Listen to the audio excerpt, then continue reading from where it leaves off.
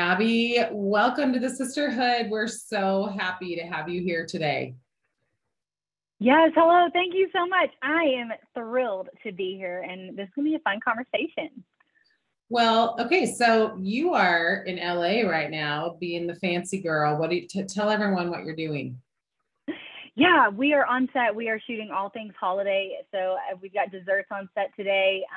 Yesterday we had turkeys and green beans and stuffing. So it's a fun time to be in food, getting ready, gearing up for all of the holiday parties that everyone's going to be throwing. Just, I think that that's one of my favorite things to do is create these easy recipes, the easy content for people that might not feel confident in the kitchen, but definitely feel that desire, that draw from the Lord to be with people during the holidays. So how can we do that? How can we not only do it on a budget, but do it quick and easy so it gets us out of the kitchen and with people faster? Well, I think you just threw some people into panic mode because it's September and you are talking about Thanksgiving. And we're all just trying to figure out how to send kids back to school or reset. But I think it's good for us to have maybe a long-term vision of fall. It does include Thanksgiving. And as we are thinking about resetting our lives right now in the fall, what comes to mind for you as you think about someone who's at home and she may be wanting to do some practical things to reset? What does that look like?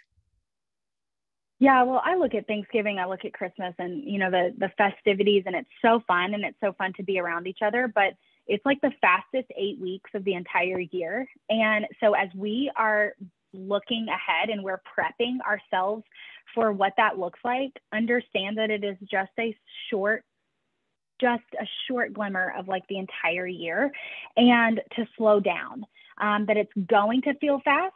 8 weeks is fast. That is not a long time. And so it will come and go, but really use this time as we head into that season to slow down and prepare your mind and prepare your body to say, look, it is going to be about the people this year. It is going to be about making sure that my family still has a routine that we have, that I am still going to routinely see my people, that I'm going to love and intentionally serve them during this time.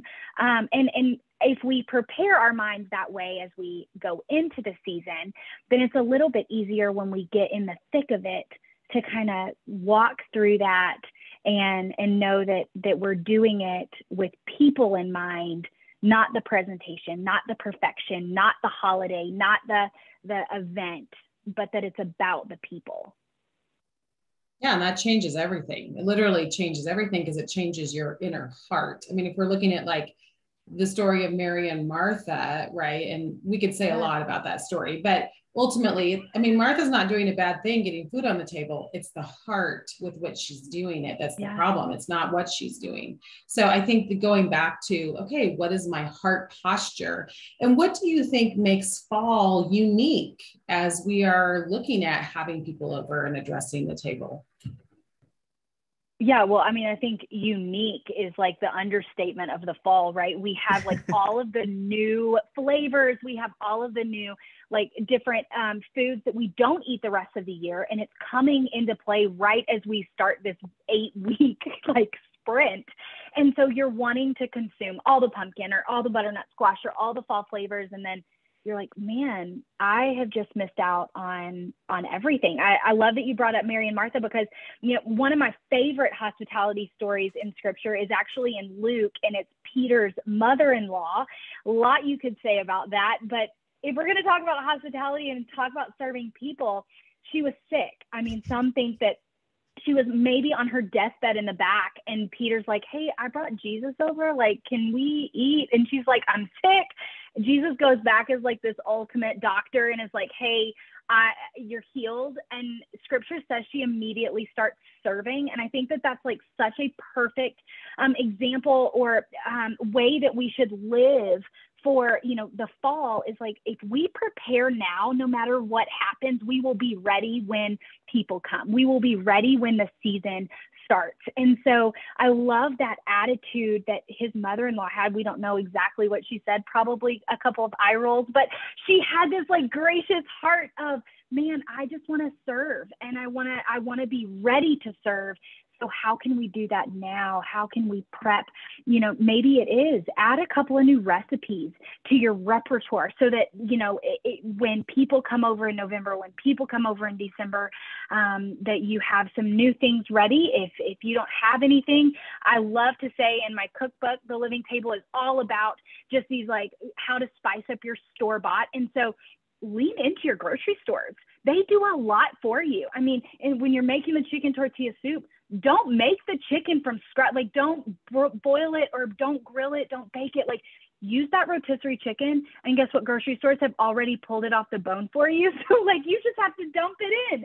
So it's like so easy. And I want to be able to be that voice that just gives people permission and encouragement of like, you don't have to start from scratch. You can lean into those store-bought things because like I've said a million times in the last maybe like 5 minutes, like it's about the people. It is not about how long you spend in the kitchen. Yeah, there's no award for cooking your own chicken. I mean, you might like to, but it is permission giving to say, you know what, you're still making soup, even if the chicken was cooked outside of your home. Right. Abby, I want to go back to that story. If I'm remembering right, Jesus heals her and then she gets up to serve. So she's coming out of a place of her own healing as well, that she wasn't able to serve when she was still sick and in bed. But then once she felt healed, she was serving out of gratitude, it seems to me, when I read that. And I think there's something there for us, that we want to be serving out of a place of health, and that when we are encountering in our spiritual life all that God has for us, we are better able to attend to other people and to their needs. And we can do it out of a sense of gratitude. God has given me so much. And it's from that place of gratitude that we can serve, where we're not getting mad. We're not resenting the fact that we're the one in the kitchen. We're not resenting the fact that we're picking up everyone's dishes. We're doing it out of a place of gratitude because God has given us so much. And that is really a heart shift that can help us as we are maybe practicing hospitality for the first time in a while. If we haven't gathered large groups in our home for a while because of COVID, this fall season may be the first time we're really doing that and bringing back some of the traditions that we skipped last year. So I just want to give that reminder to people that it really goes better if we're the ones doing all of the preparing and serving, if we are doing it out of a place of gratitude and not obligation. Yeah. Well, and that our homes are going to be imperfect. Our tables are not going to be perfectly curated. The food, some of it will be cold. Like, that is okay. And that when we allow Jesus to meet us at the table and we invite him into that space and we come to the table with our people and we have prepared out of this like posture of obedience because the Lord has called us to the table, that's when we reap the benefit and the blessing that he has for us at the table. It's when we bring our imperfect selves and just offer that and say, you know, I want to bring my people. I want to bring, you know, conversation. I want to bring the Lord to this table so that he can be at the center of it. That's when we really see who God is. Which gets to an idea that you talk about that I want to camp on a little bit, and that hospitality is a discipline, not a spiritual gift. And I don't hear people say that very much. I hear a lot of people saying it's a spiritual gift. So talk to us about that. And what do you mean by that? Yeah. So the Southern Baptist in me is like real hardcore. We are, you know, that is your spiritual gift. We do the test, and that's what, you know, that's who you are. But I believe that when, you know, as I studied hospitality, as I studied kind of who God is and who Jesus was, Paul writes that we need to be imitators of Christ. And if we were to imitate who Jesus was in scripture, in the gospels, he served others constantly. He was around a table with people. And if he wasn't around the table, he was eating food on a hillside or in the olive grove. Like, he was always serving others. And that's the heart of hospitality. That's the heart of who Jesus is. And so I think that if we begin to practice that discipline of bringing people in, of serving others, of meeting them where they are, then we are drawing ourselves closer to who the character of God is. We are able to see a different side of Jesus and imitate him in a closer way when we serve others. And when we say, oh, hospitality just isn't my spiritual gift, I'm not going to invite people over, we're kind of giving ourselves an excuse of not serving, of not opening our home. I think that when we open our home, that is almost one of the most vulnerable places you can be. If you have kids, if you have dogs or cats, or, I mean, if you have just lived in your house, you know that it's hard to keep it pristine, very long. You have, blankets or pillows on the floor, your laundry's not done, the dishes are dirty. All of those things can accumulate and provide you excuses to keep people from coming in. But if we're to put ourselves in a posture of like, oh, but a spiritual discipline, drawing me closer to who the character of Jesus is, if I really want to do that, then I need to be inviting people in on a constant basis. And I think that when we live life with that mindset, then we bring people in, we're vulnerable, we create this intimacy, we draw people in. And I think that goes back to the first piece of furniture that God instructs man to make. In Exodus, he says, I want you to make a table. He didn't say in the tabernacle, I want you to build a pew, or I want you to build an altar, I want you to build a chair. He said, I want you to build a table because that's where I want to break bread with you. And if that is the first thing that God instructs us to make, there's got to be significance and importance in that. You again see him reference it time and time again throughout scripture of just, I'm ready for you to sit at the table with me. I'm ready for you to be in heaven and for you to eat at the banquet table with me. And so as we lean into who God is, into that character of God, we lean into serving others. Hospitality is just the discipline that gets us there. And by practicing that, we're able to better serve others with a heart that is more focused on him than focused on ourselves or others. Yeah, I like that you said that inviting people into our homes can be some of the most vulnerable things that we do. We're a vulnerable invitation. Our listeners know that sometimes I don't feel like my house is totally in order, to put it mildly. And I would almost rather show up in my underwear than have people come and look at the state of my kitchen on some days. Like I would rather, I really would. So how, if we are going to be doing this, constantly inviting people in, and we live in our homes, like I'm trying to give myself permission. I live in my home. I want it to be orderly, but the reality is there are 6 of us. We live here. How practically do we do that? Do we put things on the calendar and just say, whatever the state of the house is, they're coming over, it's set, done? Do we have our kids, do we challenge them to bring their friends over? Is it less intimidating to have kids come over and see the Mass than adults? How do we ease into the practicality of doing it, even when we're trying to let go of our high standards, maybe? Yeah. So I have a couple of points on this. One of my favorite examples of this is that we are, one of the things that we do on a very daily basis is we come into each other's homes and we are challenging each other to make sure that we don't have the high standard that we give each other, that we are inviting people in on a very, very consistent basis, and knowing that our home will not be perfect. When I have dirty dishes in my sink, I know that people will come in and they will see that. But also there's a question that they ask me when they see my sink clean. And it's, do you have a coaster for this drink? Do you have something that we can do that I just don't want to mess anything up?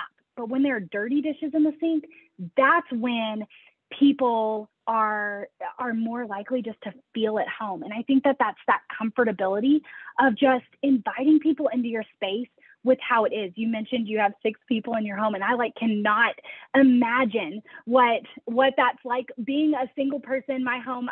It's just me that I have to hold accountable, but making sure that you give yourself a little grace, that it's not necessarily about the perfect home, the perfect table, the perfect event, but that we hone in on making it more about the people. I also have a lot of different groups of friends, and I know that the different groups of friends that I have are, some really like a schedule. Some are very spontaneous. Some have kids and husbands. And so I have to make sure that if I want to be intentional with them, and if I want to be like Jesus, and if I want to share my home, or if I want to share my moments with them, that I have to get on their calendar, that I have to make sure that I'm showing up. If you think about Jesus and the woman at the well, she is sitting there and Jesus showed up where she was. Jesus was where she was. And to kind of step back and say, I want to make sure that I show up where my friends are. I want to make sure that if it's, one of my best friends has 3 boys, I show up at her house. I say, hey, I'm bringing dinner to you. I can do that because I'm single, but it's making sure that, you are showing up for the right people at the right time with how they want, and being really intentional with that. I think that's just a really helpful principle of even thinking in your head, how can I show up in a way that meets their needs? That's just a beautiful, and maybe sometimes that's for them to get out of their house and come to your house, but other times maybe it's meeting them at the soccer field and you bring a latte or whatever, so I really love that as just a concept. That's great, Abby. Okay, so let's talk food. It's not all about having a dinner party or having a cocktail hour or having a full meal. It is maybe about the coffee at the soccer field, or about the dinner at your friend's house when you know that she has a sick baby, or, it's being really thoughtful about your people and where they are and how you can be Jesus to them. Yeah, I appreciate that a lot. Okay, well, let's dive into food a little bit. What would you say are maybe 3 of your go-to meals when you are going to have people over or take a meal? Yeah, so a couple of my go-to meals. One, I have a chicken pesto puff pastry in my cookbook that is literally the easiest thing to make. It is actually a version of, or a kind of twist on, the chicken pesto recipe that's on my blog, which is just raw chicken, a can of pesto, and a can of tomatoes with mozzarella cheese on top. You bake it for 20 minutes and it's delicious. Put it on top of pasta, or put it with a side of bread. Whatever you want to put on the side of it, it's just so good. But what I did is I took rotisserie chicken, that rotisserie chicken that I was talking about earlier that just is already pulled off the bone.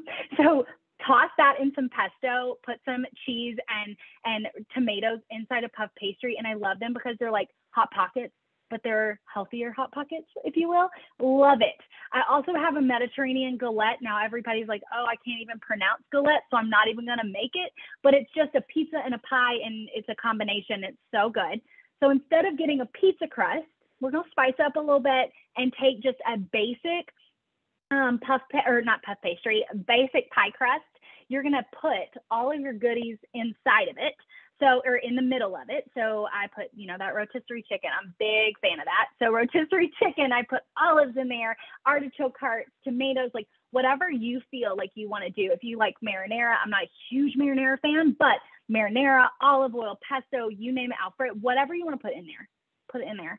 And then just cover or crimp the edges just a little bit. Don't cover the whole thing like you would kind of like a crunch wrap from Taco Bell. Just make sure you just fold it just a little bit so you see the goodies that are inside. Bake it until that pie crust is done. Slice it all up like a pizza, and it's, you know, it's got that curved edge. Oh, it's so good and so easy. What I love most about food is if I can dump and go, that's what we're doing. I'm not trying to like perfectly plate something. If I can just like mold everything together and mesh it all together, that's like the go-to meal for me. So I also love just sausage and cream cheese inside a crescent roll. Those are made at my house constantly. If I know people are coming over, it's like, oh, I'm going to throw some of those in the oven because they're just easy. And now I just found out Jimmy Dean has cooked sausage for you. So like, you don't even have to cook sausage anymore. Like they cook the crumbled sausage. So it's, I mean, lean into your grocery stores and really find those tips and tricks and those hacks that you can have. So you're kind of the modern version of the semi-homemade. Remember her? What was her name? Susie. What was it? Do you guys remember her? She did the semi-homemade on the Food Network. Okay, she was like the same philosophy, basically. Okay. But I'm not remembering her name anyway, but you are the new her is what I'm saying. I love it. And, I'm glad. And it makes it more doable. It just makes it, you know, where, okay, I can do that. I can go get the rotisserie chicken. I can pull the puff pastry out of the freezer. You know, I love that.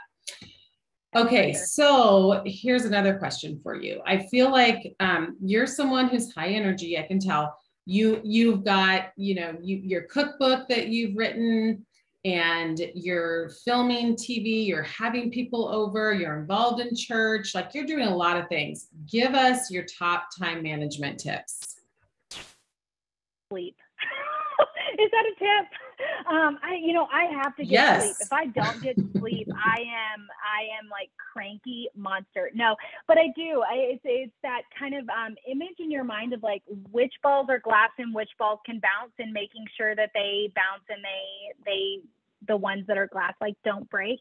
But I am a really big list maker, and I'm a big mind kind of brain dump person. So at the end of the day, I brain dump everything I feel like I did not accomplish and everything I did accomplish. That was something the business coach that I had told me, like, you need to identify your accomplishments, because our brain will always identify the things that you did not do well, the things that you feel like you failed at. But we need to be super conscious and super intentional. I keep saying that word, but it is so true. Be so intentional about identifying the places that you have done well and you have succeeded, and giving that back to the Lord.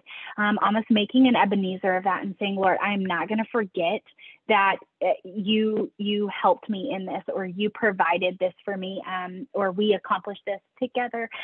So I think that, brain dumping at the end of the day and saying, okay, 1, what have I accomplished? 2, what did I not accomplish? And what do I need to get done tomorrow? And 3, what is just on my mind?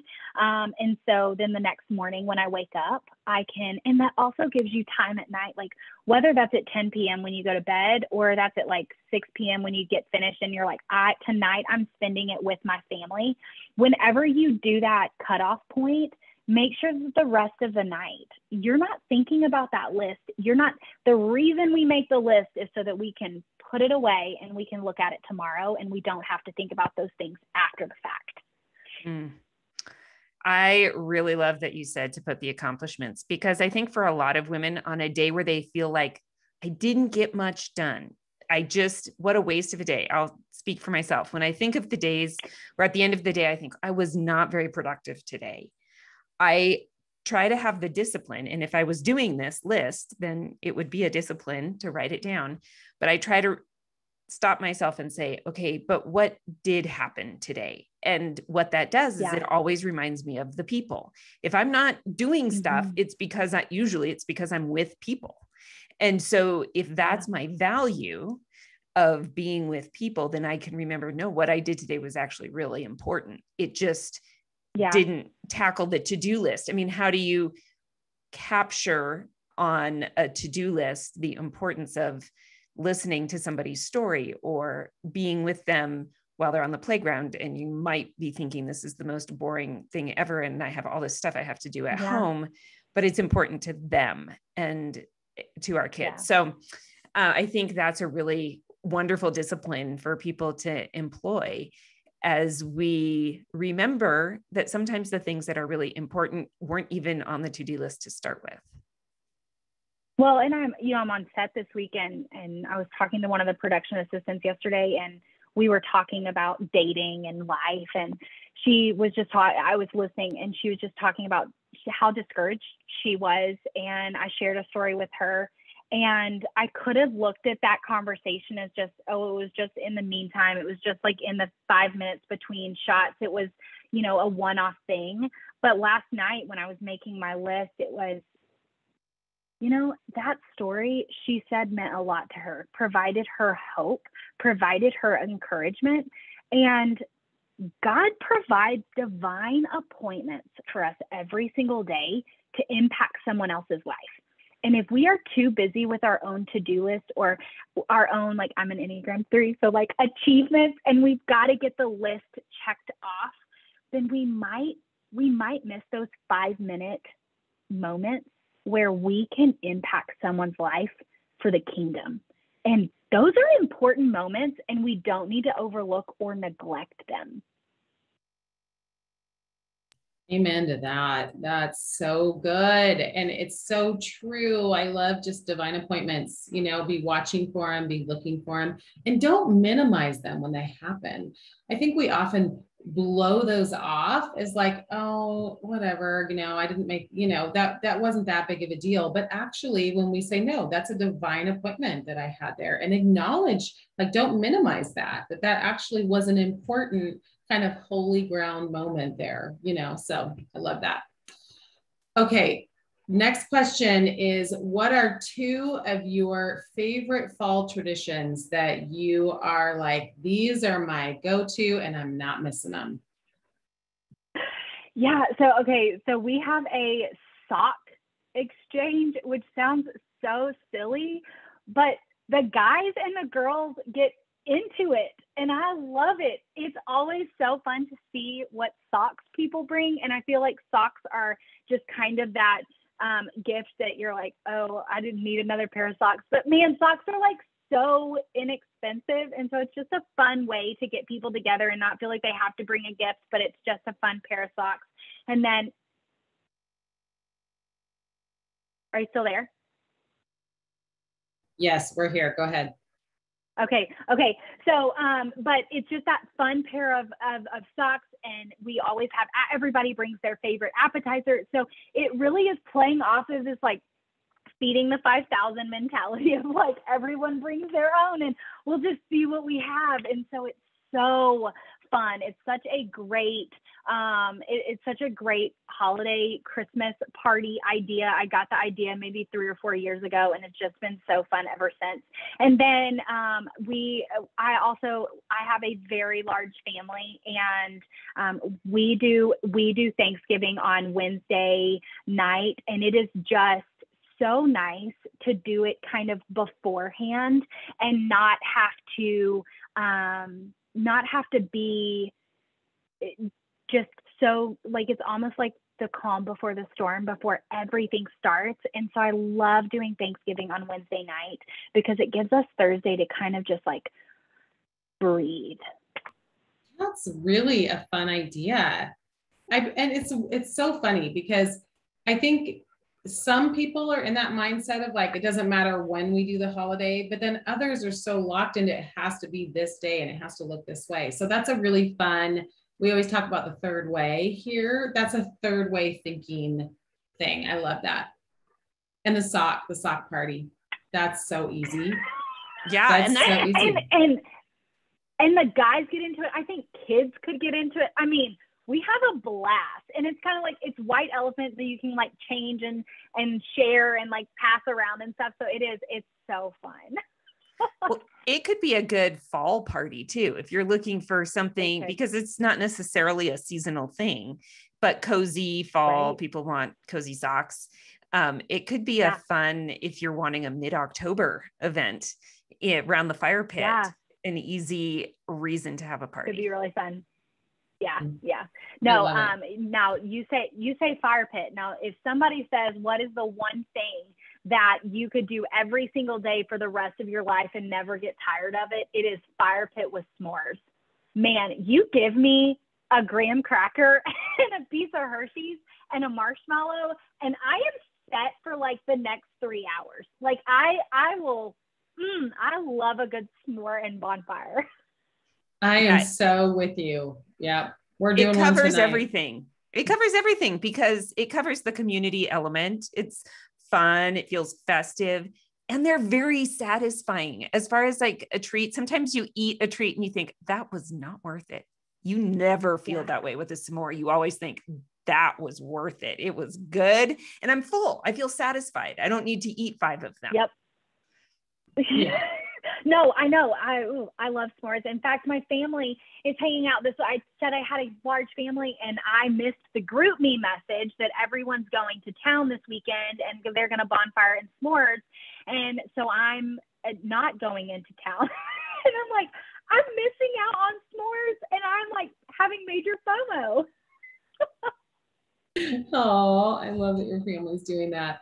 Okay, last question. If you just gave 3 hot tips for people to prepare now for the holidays, what would they be?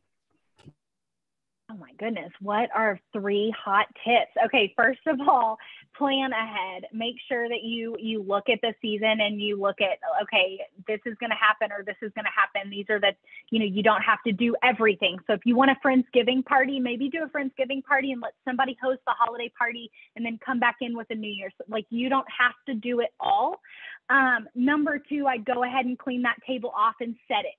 I like to set my table early, and so it is all ready for people to come over at any point.